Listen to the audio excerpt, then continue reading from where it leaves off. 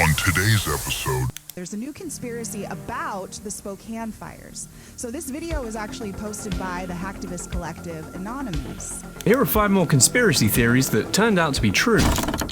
Number 5, the CIA is secretly reading the private messages of over 100 governments and effectively has backdoor access into anything encryption or password protected. You don't think it's possible that the government has time travel capabilities and that these are agents the government sent back in time? Giving money to China to help them develop deadly new viruses. We did that. That's not in question. Now, did that lead to COVID-19? That's your point. That's not proven. But there is no doubt the U.S. government gave money to them. Why did they do it? Because the president said stop doing gain-of-function research. So they said, well, we want to do it so badly, we'll just illegally give money to China so they can do it. You don't need a formal conspiracy when interests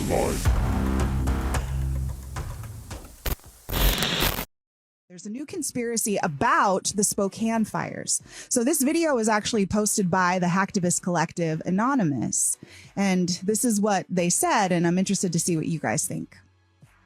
look at the fires in Washington state and then ask yourself, how would the system completely override the people, strip away private land tenure, and then build a digital cage, without starting an open war with the citizens? You wouldn't force it on them all at once, but you would let a disaster clear the board for you instead. Now with that in mind, look back again at what just went down at the Old Trails fire, as thousands of acres are scorched, over 60,000 civilians are displaced, and hundreds of homes are leveled. And then right on cue, the authorities hand us a wrapped-up narrative. An arson suspect, named Aaron Farinacci, a man with a heavy criminal past, is arrested on the spot with a lighter and matches. So it's just case closed, right? A lone bad actor, a convenient fall guy, but whether the suspect was a groomed pawn or an unwitting spark, just ask yourself who actually benefits from the ashes. I feel like I don't want to believe any of that. And I'm not exactly sure what they're trying to say. Like, what grid are they trying to make room for? Yeah. Data center? Yeah, so a couple of things with this one. One, I don't know if Anonymous is actually around anymore. I mean, that was obviously some type of AI voice. Although Anonymous used weird voices as well, so it could be Anonymous possibly, but not necessarily. Anyways, so question that source. But this type of stuff has been around for a long time. I don't know enough about the Spokane one to really comment. But the Maui fires were bizarre, very bizarre. If you haven't looked into the details around that, you should. You should, because that one's wild. And this has not been the first time Maui isn't the first time this stuff has come up. There's been other fires as well that seem awfully convenient in terms of matching with some of the goals of, the quote-unquote elites and what they want to do with that real estate.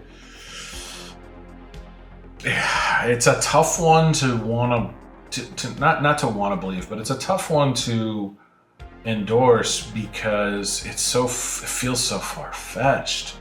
It really does. How could they possibly have that type of technology? And God, if they did, would they really do this stuff? It's hard to wrap your head around this one, but some of them, the coincidences are so bizarre, you can't help but question. Here are 5 more conspiracy theories that turned out to be true. Number 5, the CIA is secretly reading the private messages of over 100 governments and effectively has backdoor access into anything encryption or password protected. So back in 1970, the CIA and West German intelligence quietly bought a little Swiss company called Crypto AG. This company sold encryption machines that governments all over the world would buy to use to scramble their internal messages so that no one could ever know what they're talking about, except the US military, because the CIA CIA secretly owned the company. They rigged every single one of these encryption machines. And 120 of the world's governments would buy these machines for a lot of money because in the zeitgeist of the Cold War, it really seemed like the only way to communicate without being spied on at all. They tuned into Iran during the hostage crisis, they fed the UK all of Argentina's war plans during the Falklands, and they caught Libya celebrating a bombing in Berlin. This went on for 50 years and we only found out because someone leaked it. Number 4, the US Navy sprayed live bacteria all over the city of San Francisco. Yeah, they just did that. So a Navy ship sat a couple miles offshore and spent about a week spraying huge clouds of bacteria into the fog. They were doing it because they ostensibly wanted to find out how a biological attack would spread through a major American city. And they did not tell a single resident they were doing it. Over 800,000 people inhaled this patriotic smog, and a few days later, 11 people showed up at a local hospital with a rare infection almost no one had ever seen before. In fact, one of them, a man named Edward Nevin, died, and his family had to grieve all over again when decades later they found out and sued, because the truth just came out in a Senate hearing in 1977. This excursion was called Operation Sea Spray, and the US Navy also admitted that it wasn't a one-off because they'd done it 239 other times, including releasing bacteria into the New York subway. Number 3, the cult dressed like a church of Scientology, planting thousands of its own members inside the US government. And so in the 1970s, the Church of Scientology decided it was going to get rid of every embarrassing government file about them and their weird founder. They got their people hired into real jobs across 136 different government agencies, including the IRS, the Justice Department, and the FBI, the big dogs. And of course, they even asked those members to just steal and shred documents from the inside, which was probably regular practice in all of those buildings. At its peak, they had up to 5,000 secret agents planted across the government, and it's in every definition of the word the biggest infiltration of the US government in history. And they were firmly in there until 1977, which it then did fall apart because that's when the FBI raided and found all the stolen documents. Number 2, the US government deliberately lacing all the alcohol with poison so that they could kill their own people. Dick move. So during Prohibition, the US government had a problem. People were just still drinking anyway. Most of the alcohol being drunk was industrial alcohol, the sort of stuff that bootleggers would steal and clean up and fix up in the toilet. Nasty stuff that kind of tastes like poison. Their solution was to make the industrial alcohol as lethal as they possibly could. They ordered it laced with methanol, benzene, even mercury. It didn't matter to them because they knew people were still going to drink it. By 1926, the bodies were starting to stack up. In New York only, they had already logged 741 poison alcohol deaths. And you'd think they'd back off at that point. Ooh, we're doing a bad thing. They doubled down. And I mean literally, they doubled the amount of poison. And so just over a Christmas holiday in New York, dozens of people were dropping dead. New York's own chief medical examiner called it a national experiment in extermination. By the time Prohibition ended, that poison had killed an estimated 10,000 American citizens. And the government's official stance was quite literally, well, if they're drinking, then they're just committing suicide anyway. I'm not joking. Number 1, the US government is secretly stealing the bodies of dead babies. So quickly, before I talk about it, if you like weird, up, sad, scary shit like this, then you're great, and I would like you to follow me, please, because it makes me happy. Thanks. So in the 1950s, America was setting off a whole bunch of nuclear bombs, just whenever, but they were secretly very panicked about nuclear fallout. And they were especially worried about a radioactive material called strontium-90. The problem with strontium-90 is on top of being very radioactive and deadly, the human body naturally pulls it into the bones as if it was calcium. And the types of bones that absorbed it fastest happened to belong to babies. So to measure how bad it was getting, the Atomic Energy Commission started collecting dead bodies of babies to test the bones. And they managed to collect over 1,500 dead babies from around the world. Did they at least inform the grieving parents? No way! Everyone admitted fallout was dangerous eventually. The actual conspiracy that seems really unnecessary is that in order to prove that radioactivity was dangerous, the government went out of their way to quietly harvest dead children. That's where it crossed the line. They did try to stop a nuclear bomb with the dead baby. But what do you think? That gentleman's name is Joden Clash. Joden, Joden Clash, just like it sounds, on TikTok. Go check him out. I really liked his content. First time I've seen this guy, but I think what he's doing is really great. I think it's so important to be aware of this history and what conspiracies actually were true, so that you can establish a baseline or an MO, however you want to think about it. A framework is how I think about it often, of how the government operates. And once you see that and how it's done in the past, you can start to map that onto current events and see where things maybe aren't adding up and where potentially new conspiracies are happening. Your eyes aren't deceiving you. This is a real picture from the 1940s. And yes, that woman is holding a cell phone to her ear. But it gets even crazier because this woman was filmed in a Charlie Chaplin movie back in the 1920s holding a cell phone to her face. But one of the weirdest cases of time travel is this man right here, who was seen having a modern day iPhone at a Mike Tyson boxing event all the way back in the 90s. You don't think it's possible that the government has time travel capabilities and that these are agents the government sent back in time? This man does not belong in the 1940s. It's likely he's a government asset, sent back in time to observe society in the old times. But as always, thank you for watching. Stay weird. These photos have been around for a long time. I've seen a bunch of them. A lot of what he showed there were not the correct photos. That's not the Mike Tyson photo. That looked pretty fake to me. I don't know where he got that from, but there is a Mike Tyson fight where it looks like a guy is holding an iPhone. A lot of them, and I think the Mike Tyson one is an example of this, a lot of them it's a different item and it gets mistaken for something else. And I think in the Mike Tyson fight, it was some type of camcorder that had just come out and looked like an iPhone, but it wasn't an iPhone. I have a chapter in a book called 30 Ways That Your Government is, working to kill you right now. That's a chapter in this book, 30 examples of the government working to kill us. There's definitely 45 or 50. Yeah, well, those are my 30 examples. Number one is funding gain-of-function research to develop more deadly viruses and releasing instructions on how to do this to enemies/terrorists. We've done it. And then later on, I get into specifically giving money to China to help them develop deadly new viruses. We did that. That's not in question. Now, did that lead to COVID-19? That's your point. That's not proven. But there is no doubt the U.S. government gave money to on. Why did they do it? Because the president said, stop doing gain-of-function research. So they said, well, we want to do it so badly, we'll just illegally give money to China so they can do it. That's the kind of government we have out of control. Was it even illegal, or were they able to provide, I believe it was through the process of grants or funding. I don't even think that they did it illegally. I think they found a legal pipeline for the money, whether it's they called it gain of function or, you know what I mean? They funded, again, a third party that then you know what I mean? Well, Senator Rand Paul deserves credit for ferreting this out. I would say they did it illegally. Okay. He would say they did it illegally and should be in jail for it. I agree with that. Okay. But as you know, there's all kind. Ted Kennedy can, kill a lady, a mistress in his car, not report it to police. They find the body. He's at home. 10 hours later, they call in and not serve a day in jail. So legally and illegally, it doesn't necessarily mean a lot if you're in a position where government can avoid stuff. Trump and Biden have classified documents in their house. If you did that or I did that, we'd be in Fort Leavenworth. So you can do things legally in terms of not being prosecuted, but it's still illegal.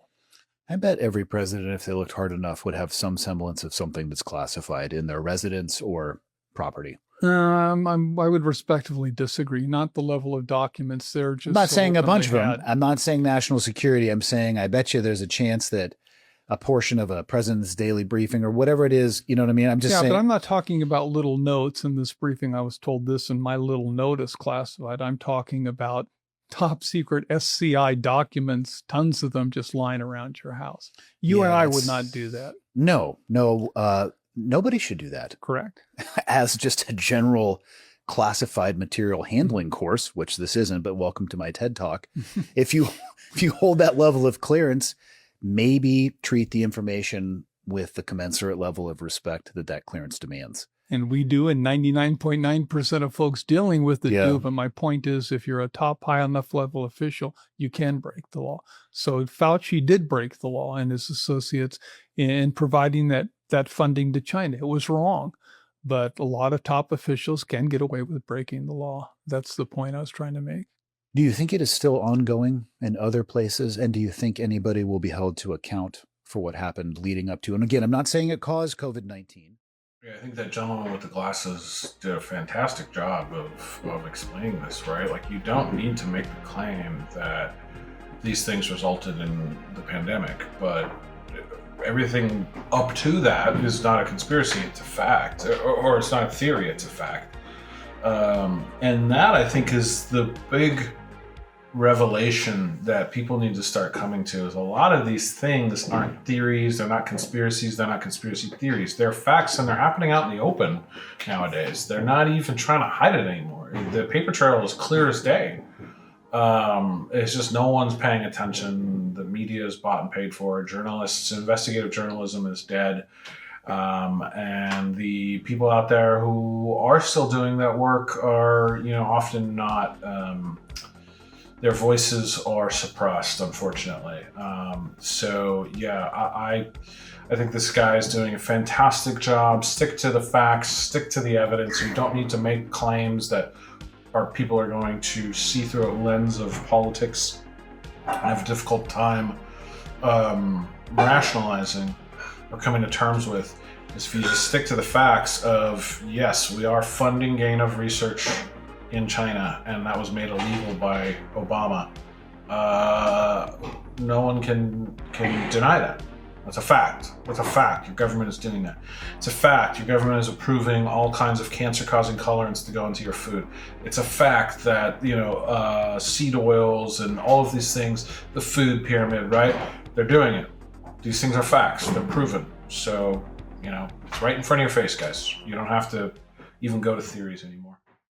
So what if all these missing and dead scientists aren't missing and dead at all, but rather they're collectively working on a singular project together? The question then no longer is where did they go, but rather what are they doing? And if they're doing so willingly, what makes it worth leaving the world behind to do it? Drawing this conclusion takes a lot of research, because you can't simply say, well, the government's just taking them all out because they're about to spill the beans on something important. It now becomes, what are their specific roles and why them? One of my followers did the work to figure that out. And the conclusion is quite compelling. Now, I'll extrapolate on this further, but let's first look at what the specific roles of each of these scientists might be should they be working on a project together. It starts with the mission commander, Major General McCasland. Now, he oversaw classified Air Force space weapons programs, and he was really probably the only one that would have had the access and clearance to run an entire operation like this.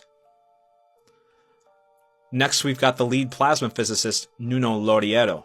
Now, he was the director of MIT's Plasma Science and Fusion Center, and he'd be responsible for the engine powering a directed energy weapon. Do you know where I'm going with this yet?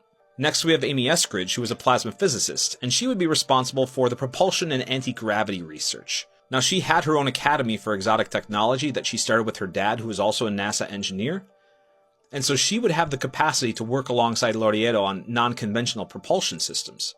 Next up, we have Monica Reza, who would be the materials and structural engineer for the project. Now, she worked for JPL as the director of materials processing, and she has a patent on a nickel superalloy that would be very resistant to heat. This could be used for the hull and the weapon casing for this directed energy weapon. After that, we've got Carl Grillmer, and he was a Caltech astrophysicist. He would be responsible for the early warning sensor array that spots inbound threats of asteroids. And by now, you should probably be getting a picture in your mind of what we're talking about here. Then we've got Michael David Hicks, who, remember, was working on the DART missions to deflect asteroids. He would be responsible for calculating the intercept trajectories and deflection physics once a threat is confirmed. Anthony Chavez and Melissa Casillas both worked at Los Alamos National Laboratory, and they'd be responsible for assembling and handling the nuclear-tipped interceptor warheads, which would designate them kind of as like the nuclear payload specialists. Then we've got Jason Thomas, who was a researcher and he handled DoD contracts. His role would just be safety and security of the crew on manned missions, making sure that they stay alive under extreme radiation, G-force, deep space conditions, things like that. And then we've got Frank Maywald, who was a NASA JPL principal researcher, and his broad research background would make him perfect as the senior researcher, kind of connecting all the dots to this project. So do you know where I'm going with this yet? Because it's wild, but it also, sort of, makes sense. Could this be what the Artemis missions are really all about? It's at least a fun theory to consider.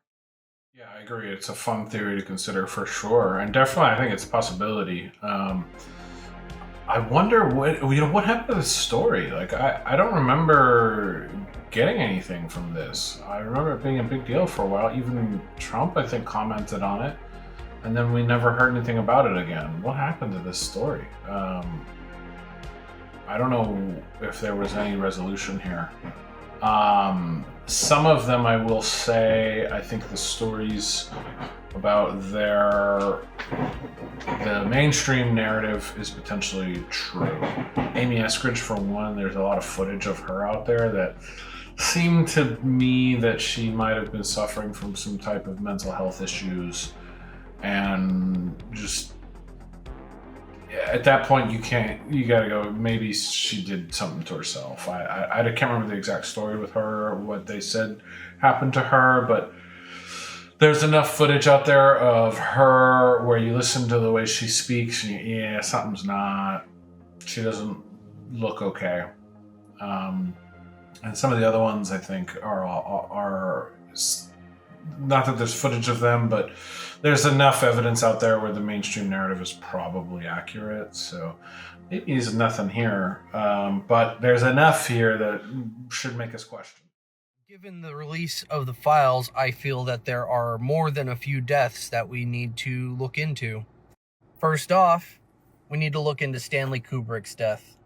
Stanley Kubrick died 6 days after showing the executives a cut of Eyes Wide Shut. No, the movie, Eyes Wide Shut? Yeah, he died 6 days after showing the executives this movie. Can't imagine why at all. Don't have a single clue as to why that might have happened. You mentioned that there's a rumor that there's nearly 30 to 45 minutes that were cut out of the original theatrical release. Kind of weird. So kind of weird that he died before it was theatrically released. Just saying. I feel that this one is obvious, don't you? Is there anybody that thinks that she mysteriously died? We practically saw it on television as children. Some of us, we were kids. I think that most of us believe that she was taken out and not to a ball. Given the fact that Prince Andrew is all over the files, I don't know. One seems a little too obvious, doesn't it? What, did you think I wasn't going to mention her? And the fact that her father has just a little smidgen of connection to Epstein, almost right up Epstein's alleyway, to be honest. As sad as that is, we need to re-look into this. I mean, not like anyone stopped, but we need to go further. Avicii, Anthony Bourdain, Chris Cornell, Chester Bennington, all working on a documentary called The Silent Children about widespread you-know-what and you-know-what. Can't imagine why they were taken out. Can't possibly guess why. Have no clue. None whatsoever. I'm shocked. Even stranger is that they all died right around the same time. You're going to tell me that they were all depressed? And they all decided to hang themselves? Seems like a weird way to go out, doesn't it? Or a weird way to do yourself in? Remember this guy, right? You should. His name is Seth Rich, and he worked for Hillary Clinton. He was in the DNC. They called the circumstances of his death a mugging gone wrong. Still had his wallet on him, though. Odd that you wouldn't take the wallet if it was just a mugging. Shot in the back as well, too. To mention that there have been a lot of deaths under the Clintons. Strange. Wonder why. Yeah, I think I would love to learn more about all of those that he listed, except for the Chester Bennington and Bourdain, and I think that one's been pretty credibly debunked that they actually weren't involved in that documentary. I don't think there's much legitimate evidence for that. Whatever existed was misinformation from the jump, and it's just been expanded upon since then. So I don't think that one is worth looking into anymore. If I'm wrong and you have the evidence, show it to me. I don't care what you say. Show me the evidence. I don't care what your friend says or some other video you've watched. Show me the evidence and I'll change my mind. but I think that one is pretty credibly debunked. Everything else there is certainly suspicious. I don't see how some of it connects to the Epstein files, though. That I find interesting. Is there anything in the Epstein files that we've discovered that is somehow connected to the Clinton body count? Like Clinton body count, using that for lack of a better term, but there's a lot of deaths in the Clintons' history, like you mentioned, that are very suspicious. I'd love to get more information on all of them, regardless of their connection to the Epstein files. But if there is some connection to the Epstein files, I'd really like to know what it is. And same thing with all of them. I did hear recently about Epstein's connection to Princess Diana, which is bizarre. So I'd love to see that explored more. Didn't know that there was some connection to John Benet Ramsey. So again, I think this guy did a very poor job of establishing that connection. What is the connection between the Epstein files and all of these deaths that he listed? Because he didn't say anything about it, just that we should look into them more. And me personally, I care less whether they're connected to the Epstein files. Everything he listed, I'd love to learn more about. So this was poorly done. Although I don't disagree with the sentiment. The video you are about to see is for informational purposes only and is not intended to offend anyone. One theory suggests that interdimensional reptilian beings control our planet, occupying the highest echelons of society and camouflaging themselves as humans. What we will see is material that may show evidence of these beings, captured on camera long before the advent of artificial intelligence. Please observe and draw your own conclusions. We may be facing the most compelling evidence of shape-shifting reptilians.